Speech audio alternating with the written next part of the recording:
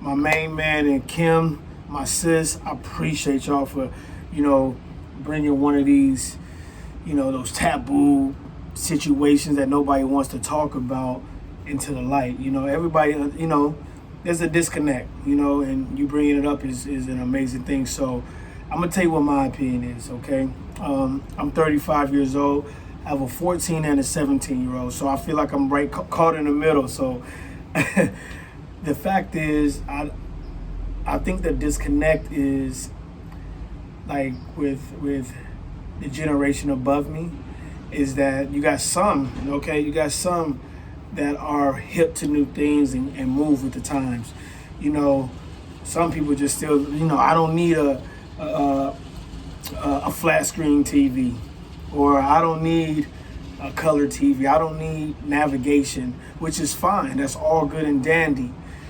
But when you're raising a child in a world that pushes that, not only is that a push for to stay with the times, but it also puts your child or whoever is in that middle zone. You put them in a difficult place to be, because you're like, stick with the old times, but I still got to go with my peers in the new times.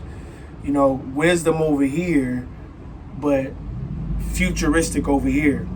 And it becomes, you say, the people I grew up with are real old school. You hear terms like, I brought you in this world, I'll take you out.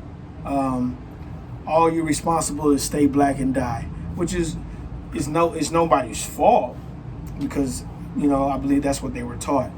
You get what I'm saying? It's not anybody's fault that if they did not break out of what they were taught, whether it be good or whether it be bad. Because on the contrary, you got some that have mentored or parent millennials in a creative, critical, logic thinking way. Some people think it's freedom, but I believe it's controlled freedom to guide you where you're supposed to go. I look at it like this. If you look at times, and I'm just going to talk from just from my generation above me and the one below me, because I've been alive that long. So with the generation above us, there's people like, I give you for instance, somebody I really look up to, Steve Harvey. His children are not. It's not a bad thing that they have grew up in success, seeing the fight for success, and I think it's great that you pass that on, because he's still moving, he's still doing things. So they're always chasing. You get what I'm saying? They're like, man, I don't want to live in my dad's shadows. That means his shadow is huge. Or I don't want to live in my dad or my mother's shoes. I don't want to be in this. I want to make my own footprint. That's a good thing. You know what I'm saying? But in on the far left side, we're being taught to eat bad, because that's how they were taught. Eat the hog maw, eat the chitlins, eat the McDonald's, or eat the Little Caesars, and don't go to restaurants you can't afford, and don't try to push past, go against the grain of what you know. Don't be Baptist, don't be Catholic, don't be this, don't be that, because they were taught not to do that. And my only problem with that is, I do believe it's a very selfish attitude if you're teaching a generation below you to only follow what you do. You don't want, my personal belief, it's not all about following what you do. I just seen today, Ed McCaffrey's son, Christian McCaffrey, is the highest paid running back in history. He surpassed what his dad had been in the NFL as a wide receiver a while back. But as his child, his career is moving faster than his father's, and that's how it's supposed to be. Where we start, okay, like what I'm saying, as people that's looking for people to learn from, to get something from, where we start, it should be where they finish. That's where legacy is. You know, Jay-Z is another one. You look at him. Like you look at Tyler Perry doesn't have any kids, but he's showing that, yo, you can be black, you can support black people, you can support your people, you can come from nothing, you can not have a lot of money, and you can build an empire. Those are visual results that are tangible, that we can actually say and not have to just read and get a copycat from somebody else. You know, it's okay to pass down history, but I'm a firm believer, and this is where I think we are as millennials and even Generation X and Y, is show me the money. It's always show me.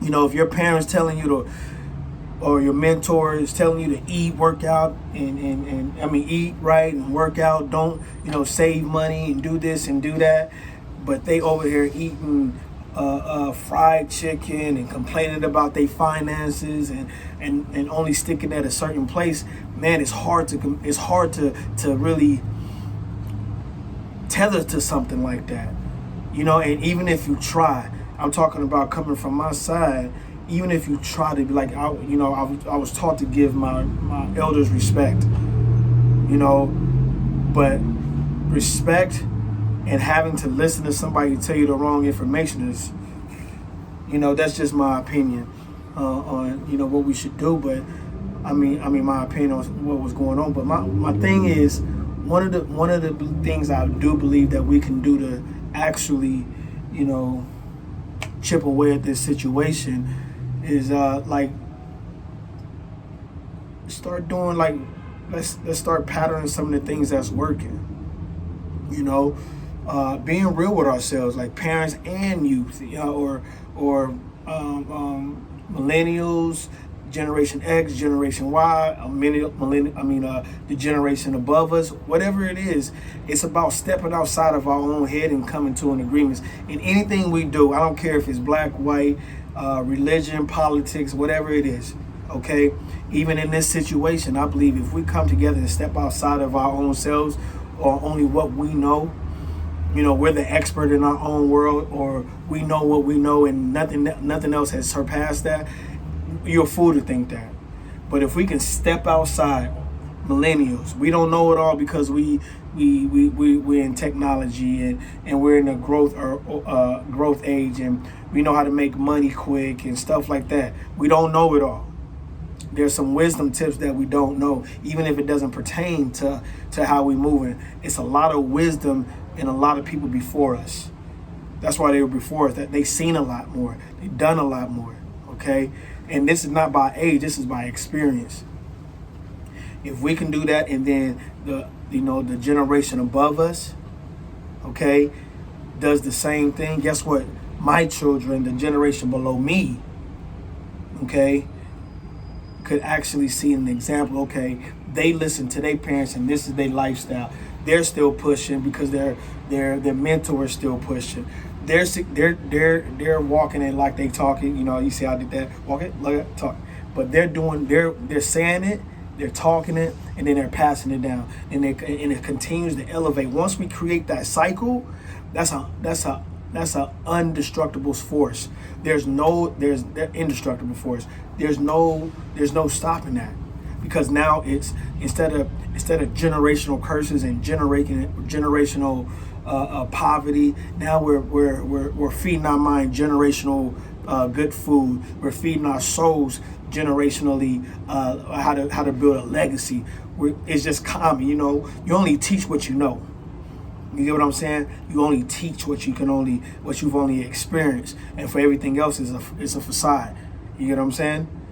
Oh, mama cooks her ham like this and she done did it for years. Okay, have you ever done it, and has it ever tasted like that? Have you ever tasted mama's cooking? You can't talk about it if you haven't done it, and you can't talk about it if you haven't experienced it, right? So if I believe if we come together like spaghetti, a little here, a little there, a little this, and mix it all in, man, we have an amazing product.